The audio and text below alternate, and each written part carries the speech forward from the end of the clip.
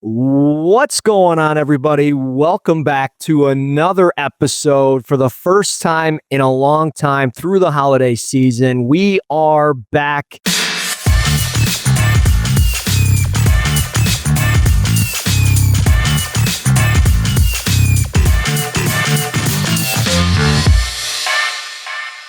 Scott Bischoff, Russ Brown, right here on the Detroit Lions podcast.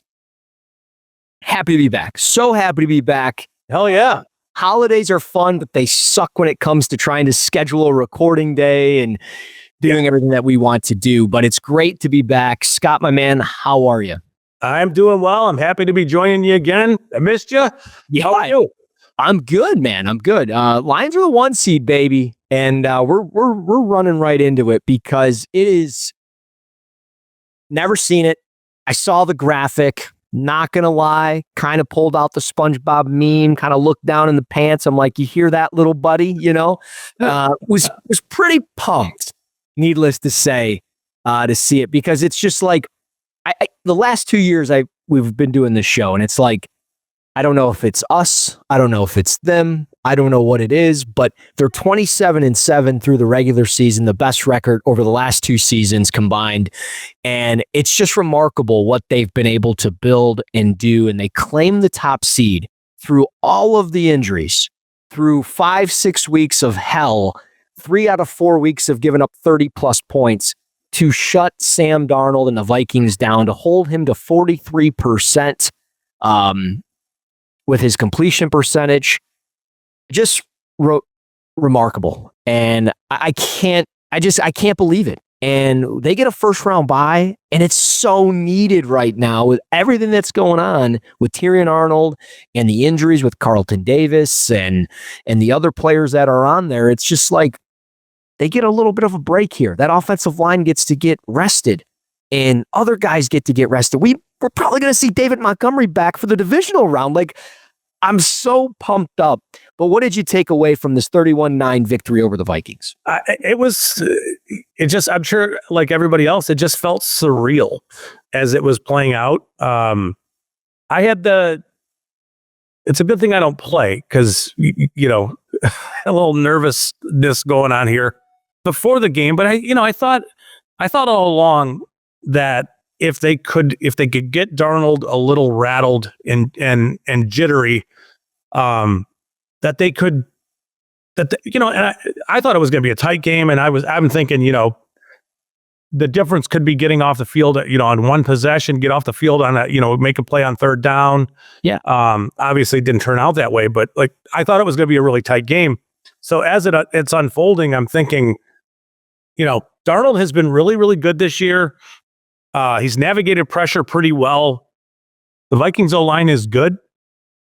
But what the Lions did, what they were able to dial up in 1 week is just, I don't know if it was an act of desperation of where the Lions went and what they chose to do and how aggressively they chose to attack Darnold, but it looked to me like he was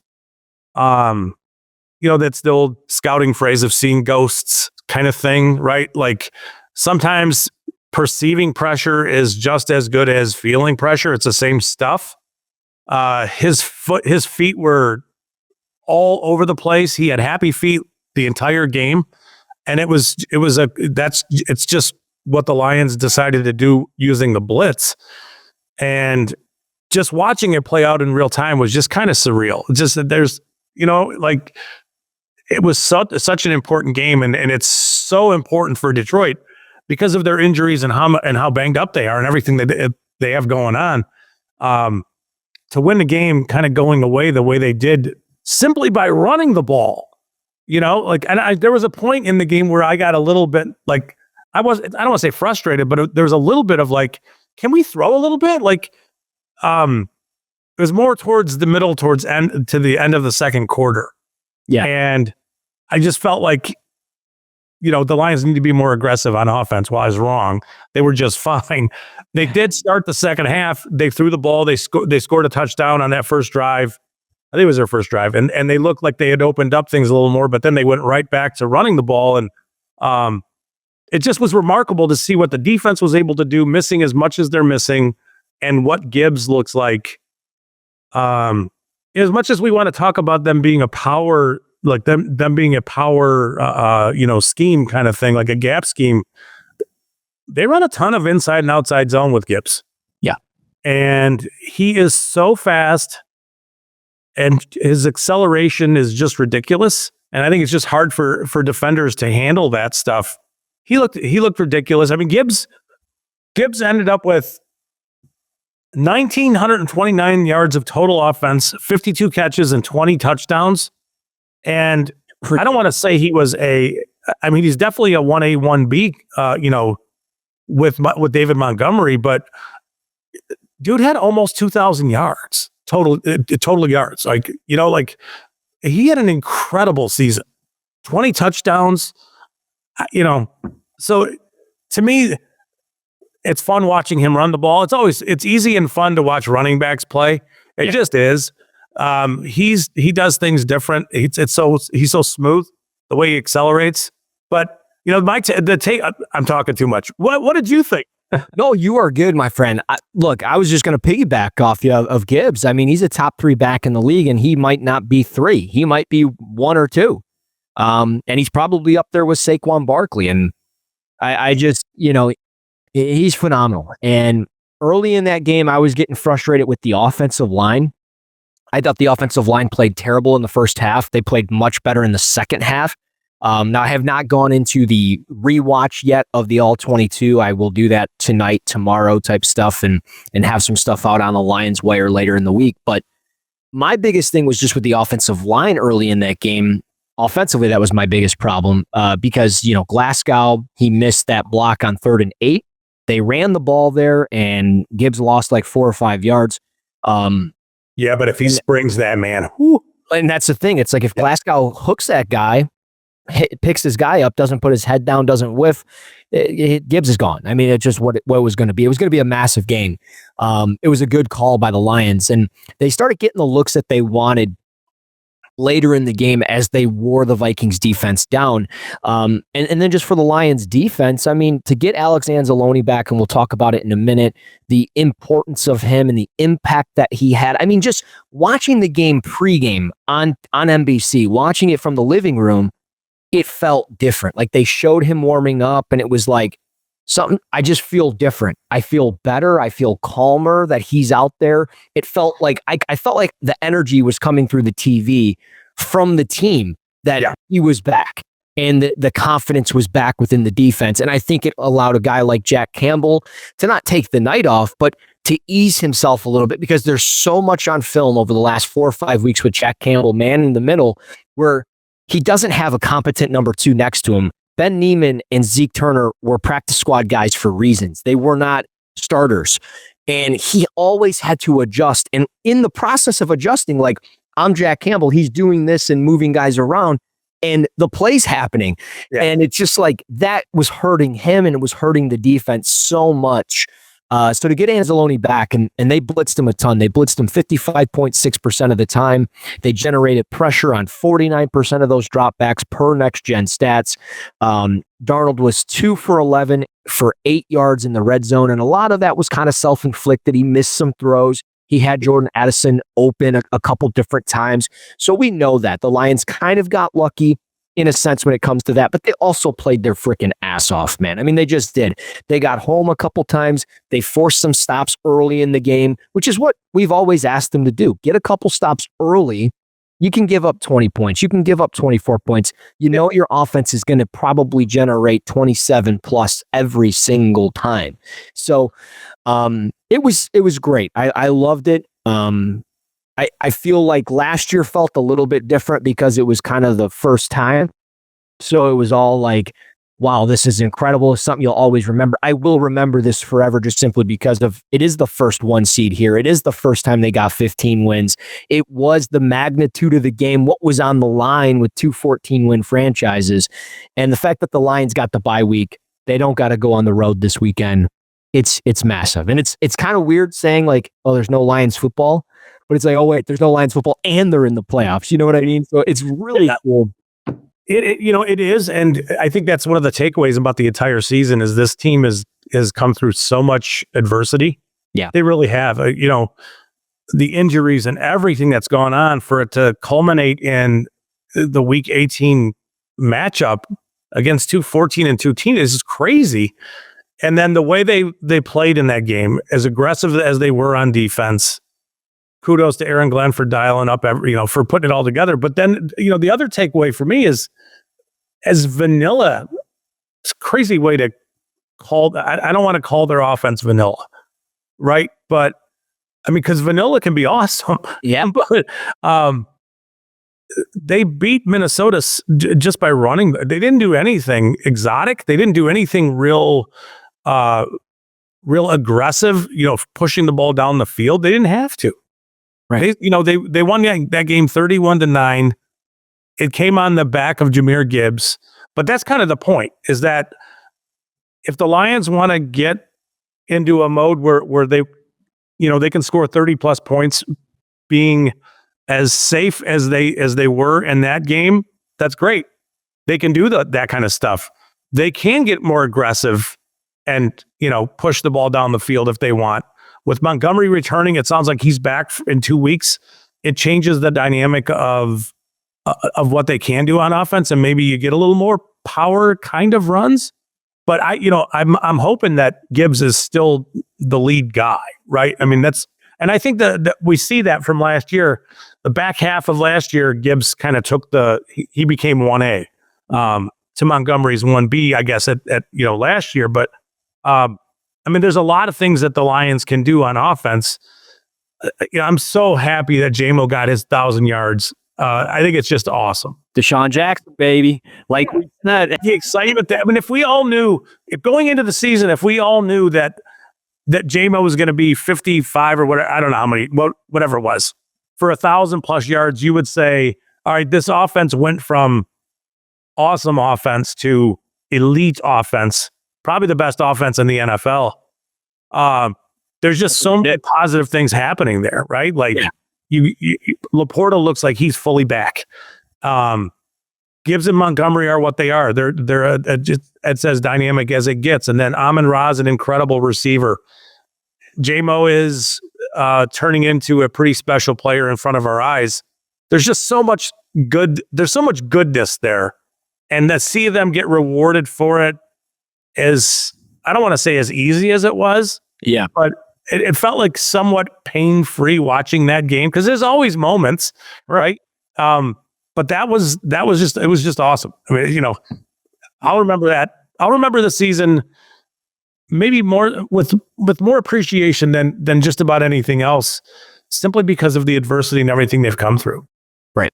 No, that's a great way to cap it off. I think it's one of those where it's like, you can appreciate the coaching staff, the players, whether it's a practice squad guy, a guy they drafted, a guy they traded for, signed for, whatever.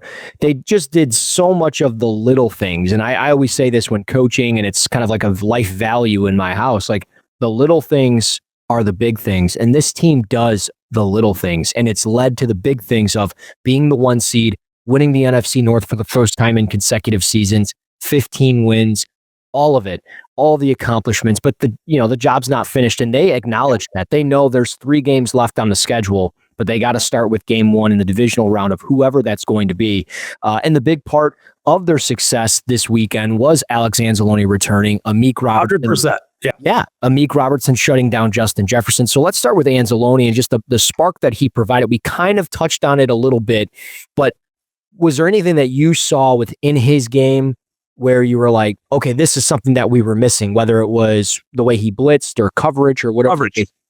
I thought, so there were moments in that game where I think Darnold was looking for safety, sort of check down tight end kind of stuff. And Anzalone was in good position in coverage, which is something they've been missing. And that's sort of the bigger point there, is that Anzalone's return allows them to be free enough in other parts of the field to blitz, to get aggressive, right? And they decided that they weren't just going to sit back and allow this, they weren't going to get nickeled and dimed in this game. They just weren't. They were going to be aggressive, and if Jefferson won a few times, they were cool with it. He didn't, right? But I think some of that has to do with Anzalone's ability to play in coverage and to get everything lined up right.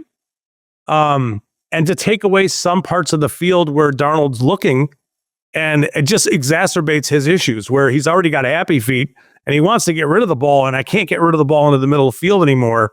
So now I've got to sort of expand things, and that's more, there's just more to look at and more to think about. And for a guy who is already, you could see it, dealing with some he was seeing stuff, right? Anzalone's return, I think, is huge for that. And then it's just that the act of being able to blitz from different areas, different levels, and bring a bunch of different things that maybe they hadn't shown for weeks because he's been out. So I think his return is at the perfect time for a team that then went ahead and blitzed a whole bunch of times and blitzed in a huge different variety of ways. You know what it's like. If a team blitzes and they want to run the same blitz over and over and over again, it's still blitzing, but it's not as effective as it could be. Right. Well, and especially with the Lions, like previously, they were blitzing with Brian Branch and Melifanu a ton, and it kind of became predictable because you were bringing those guys down into the box. Play action was forcing the linebackers to bite, and spacing concepts, spot routes, those things were becoming wide open for George Kittle and Juwan Jennings and Ricky Pearsall and whoever else in the weeks prior, excuse me. So yeah, you're right. The blitzing was huge, I thought, because they were sending Anzalone or Campbell or Jalen Reeves-Maybin a little bit more beef, and it allowed guys like Brian Branch and Melifanu and Kerby Joseph to kind of drop back into the middle hook zones and kind of deeper parts of the field where they were getting torched in previous weeks. So yeah, I think by them doing that, it changed the game plan. And now moving forward, teams obviously have both, but now the Lions can truly mix and match. And if they get another player back, whether that's Carlton Davis or Rakestraw or maybe somebody up front, I don't know who that somebody is. I mean, the list is long, we know, but just getting Anzalone back, I thought was huge. And I think you're right. And the coverage stuff, he did a great job on Hawkinson. The one foul he got called for, I thought was a little ticky-tacky, more so on Hawkinson for leaning into it. He was running the opposite way. I don't know who's told it. Yeah, who's running an outbreaker, but he's leaning inside. I don't think that really works, but it is what it is. It was great to see him back. And then the other player, before we kind of cap this thing off with who we want to see in the playoffs, but Amon Ra Robertson, just shutting down Justin Jefferson. I actually just did a radio spot about an hour ago here on a Tuesday night in Louisiana, and they obviously know a lot about Robertson and Jefferson because they're Louisiana boys. Yeah. So they asked me about the matchup, and it just was like, I told them, I'm like, he matched up against them, according to Next Gen Stats, a total of 15 times, and then he was targeted 5 times. 10 of those routes of the 15 were in man coverage, so he was mano-a-mano, and he only gave up 2 receptions for 37 yards against Justin Jefferson. So Amon Ra Robertson, kudos to him. We've talked about it in the past a little bit about like, he's only playing 54% of the snaps. He's not playing a lot. And I thought that was always very odd. And then they finally gave him that opportunity. And I believe he said in his presser on Sunday night that after the game, he was like, they came to me, Coach Campbell and Coach Glenn, they came to me and said, on Tuesday, they said, you're going to match up against Justin Jefferson. And he just was up for the challenge. So I don't know what tape he watched, probably every bit of it. But it was great to see because Justin Jefferson has had the Lions number every single game he's had in the NFL. Yeah, I mean, he has everybody's numbers. So right. It's like, I think some of that is a function of missing Carlton Davis and being forced to do this, right? Where Robertson has to go outside with Terry and Arnold. And then I think, I'm not sure how much Branch played over the slot this week. I don't know. I don't have the exact numbers, but I think that's the function of what they're going to look like in coverage. But it's just it's an incredible job for Robertson to pull this off, and some of it's good fortune too. Like there are times when he does get beat in that game, but the Lions' pressure gets Darnold moving. Yeah, and he's just not ready to throw. I mean, I just think about a guy like Aaron Rodgers. Aaron Rodgers is his super power is his feet, and he is never not ready to throw the ball. I mean, that's his thing. He is always ready. So when a guy breaks open, the ball's on its way. Where with Darnold, he's got to reset everything, and it all starts over once his feet gets bouncing. I don't know if I want to call it toesy or whatever term you want to use, but he was definitely real bouncy with his feet, where you could tell he was playing jittery. And there were moments when I think Jefferson was open at times, but he just couldn't get the ball to him. And then it all lines up where when Robertson is tight in coverage, Darnold's looking away. He's not even trying, right, because of the coverage that's there. So, again, another example of a guy who has sort of been looked down. He's too small, he's too short, or all this other stuff, and he shows up on that stage and plays that way. I'm like, it's magical, man. There's just, not what they are. It really is. It's who the Lions are. Like, I don't mean to interrupt you, but like that's who he is, and that's what they are. And I do want to like reiterate to people, or maybe remind people, I guess I should say, is Amik has got a 2-year contract here, so he's not going anywhere. Like, you have this guy, possibly Carlton Davis next year, and Tyrion Arnold, and Ennis Rakestraw, Emmanuel Mosley, retire, just go on, you're done. You're never active, you're not playing, just move on. But you got those 4 guys. Those are 4 key guys. Maybe you draft another guy, you start developing something else for the future. So I think there's a lot of positives with what Amik was able to do. And it just kind of gives you confidence about what you have going into the playoffs and what you have even more so for the future, because it sounds like Arnold's going to play next week, whoever they're going to play, which we'll get into here in a minute. But yeah, I saw he was listed as day-to-day with the foot bruise. Yeah. I'm sure he's sore. Yeah, but I think so. It sounds like Carlton Davis is out for the season at this point.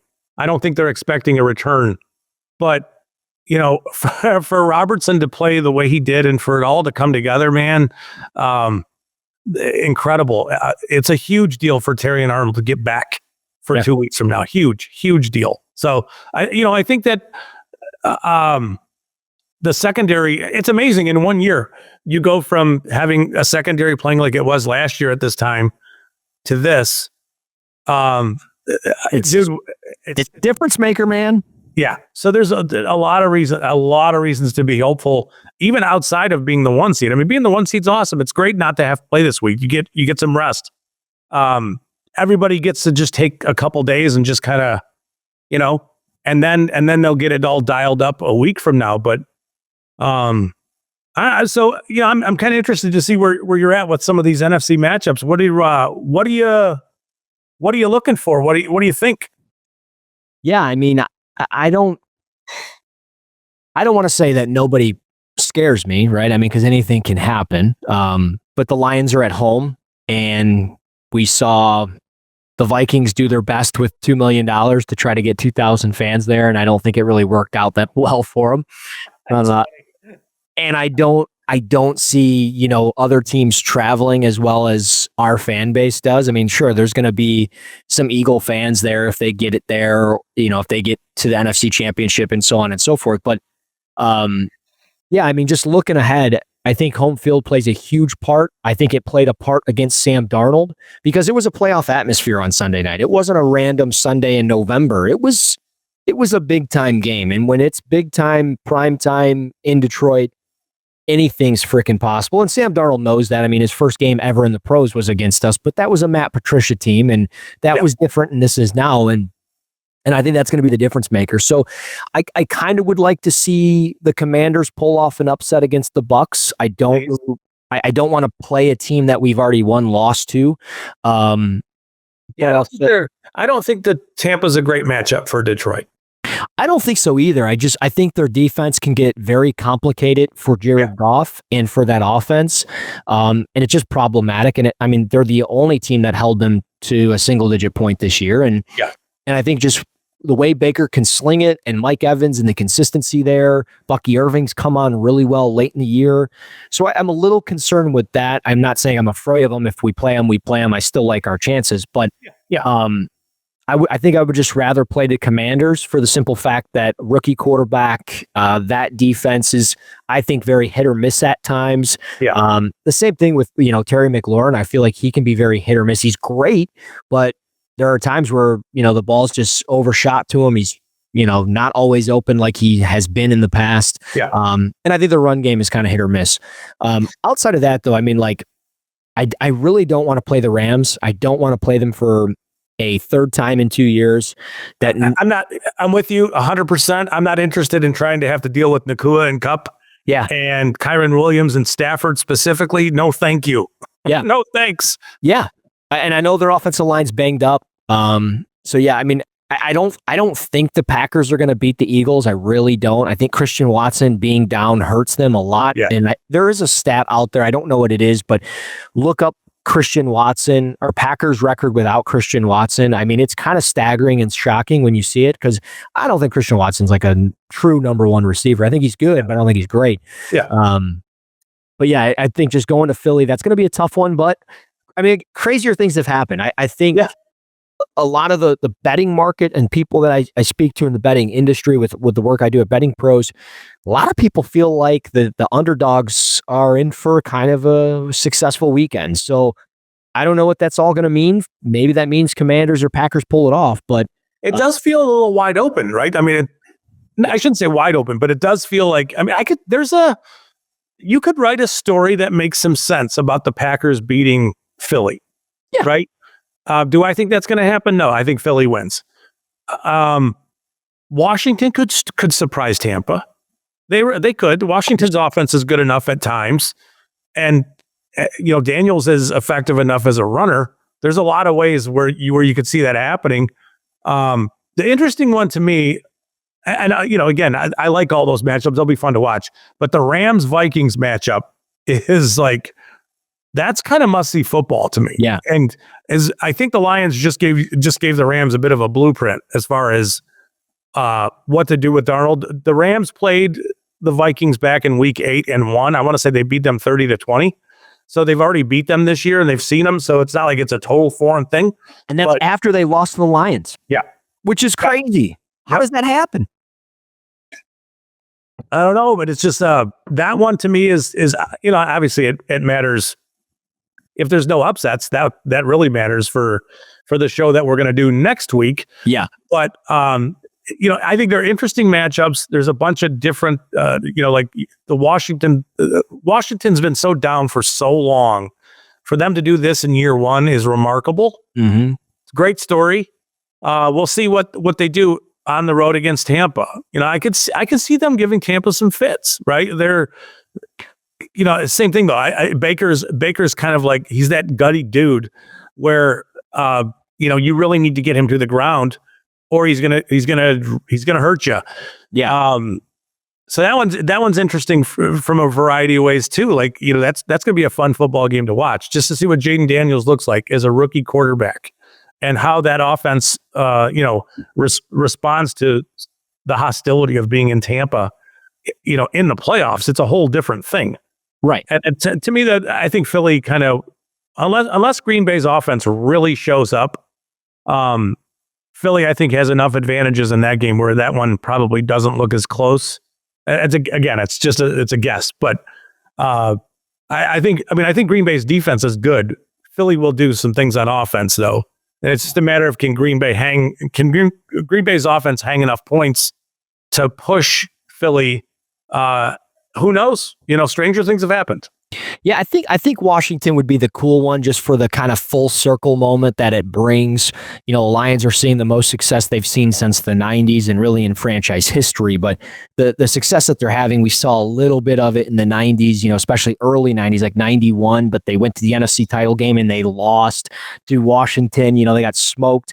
First playoff game I ever remember in my, not in my life. I remember Super Bowls, but like Lions in my life was 99 when they lost to the Washington Redskins at the time. That was like 27-21 or whatever the hell that was at the time. So Like to have it all kind of come full circle, play them again in a divisional round, maybe beat them this time around. That would be kind of cool as they turn a new leaf towards the Super Bowl and those types of things. But it's going to be great. I can't wait. I'm actually going to probably be downtown on Saturday at the sports book with some friends celebrating a birthday. Nice. So we'll probably have some live tickets going. Can't wait for that because I'm a degenerate. Step two is admitting it. But yeah, I can't wait. We'll obviously have more next week, guys, as we know who we're going to play. But we wanted to put a bow on the season, talk some Vikings, Lions, winning the North, and obviously the playoffs and everything else. But you got anything else to add, my man? No, we're good. We'll hit next week's in much more depth. It'll be good. Well, I got nothing. He's got nothing. You guys, as always, can follow us on Twitter at Russ NFL Draft, at Bischoff_Scott. You also can rate, review, and subscribe to the Detroit Lions podcast on YouTube, Apple Podcasts, Spotify, and all other podcast platforms. We'll be back next week, same time, same place, talking playoffs, talking Lions. He's Scott Bischoff. I'm Russ Brown. This has been Bischoff and Brown right here on the Detroit Lions podcast.